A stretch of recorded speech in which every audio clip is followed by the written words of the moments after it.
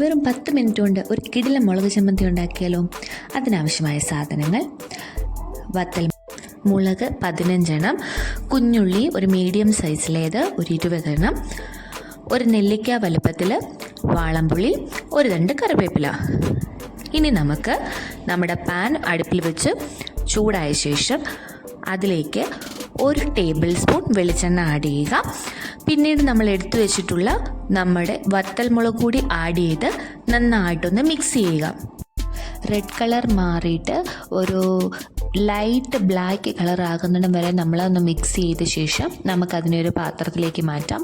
പിന്നീട് ആ സെയിം എണ്ണയിലേക്ക് തന്നെ നമ്മൾ എടുത്തു വെച്ചിട്ടുള്ള നമ്മുടെ മീഡിയം സൈസ് കുഞ്ഞുള്ളീനെ ഒന്ന് നടുവേ കീറിയ ശേഷം ഇടുവാണെങ്കിൽ അത് നമുക്ക് പെട്ടെന്ന് വഴന്ന് കിട്ടാനായിട്ട് ഈസി ആയിരിക്കും. അതിലേക്ക് നമ്മൾ എടുത്തു വെച്ചിരിക്കുന്ന വാളംപുളി, അതിലേക്ക് എടുത്ത് വെച്ചിരിക്കുന്ന നമ്മുടെ കറിവേപ്പില ഒരു തണ്ട് കൂടി ആഡ് ചെയ്ത് നന്നായിട്ട് അതിനെല്ലാം ഒന്ന് മിക്സ് ചെയ്തെടുക്കണം.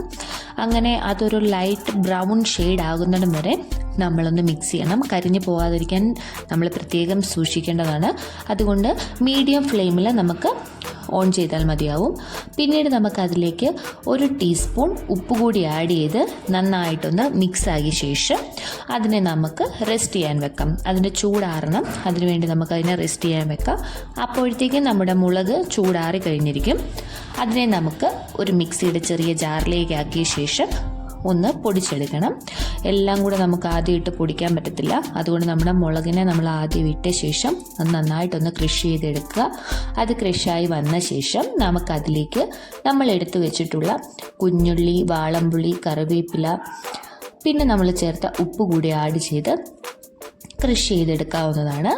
അങ്ങനെ ക്രഷ് ചെയ്തെടുത്ത ശേഷം നമുക്കതിലേക്ക് 1 സ്പൂൺ വെളിച്ചെണ്ണ കൂടി ആഡ് ചെയ്ത് കഴിഞ്ഞാൽ നമ്മുടെ മുളക് ചമ്മന്തി റെഡി ആയിരിക്കും. ഉച്ചയ്ക്ക് ചോറിൻ്റെ കൂടെ വേറൊന്നും വേണ്ട, നമുക്ക് നല്ല ടേസ്റ്റി ആയിട്ടുള്ള ചമ്മന്തിയാണിത്. ഈ വീഡിയോ ഇഷ്ടമായെങ്കിൽ ലൈക്ക് ചെയ്യുക, ഷെയർ ചെയ്യുക, സബ്സ്ക്രൈബ് ചെയ്യുക. വീണ്ടും പുതിയ വീഡിയോ ആയിട്ട് വരുന്നിടം വരെ ബൈ ബൈ. Thank you.